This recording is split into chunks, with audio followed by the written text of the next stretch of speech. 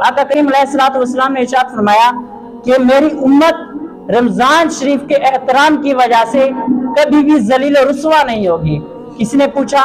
कि या रसूलुल्लाह सल्लल्लाहु अलैहि वसल्लम, रमजान शरीफ का एहतराम ना करके जलील और रुसवा होने से क्या मुराद है? आका करीम अलैहिस्सलाम ने इरशाद फरमाया, जिसने अपनी जिंदगी में इस रमजान शरीफ को पाया, इस रमजान शरीफ का एहतराम ना किया, इसमें गलत कामों को ना छोड़ा, जिना किया, अगले रमजान शरीफ तक अल्लाह तबारक व तआला और उसके जितने भी मुकर्रबीन फरिश्ते हैं उस शख्स पर लानत करते रहते हैं। फरमाया इसकी वजह से उसके नामा-ए-माल ज़ाय हो जाते हैं, और अगर अगले रमजान शरीफ से पहले फौत हो जाता है उसके नामा-ए-माल में कोई नेकी नहीं होती।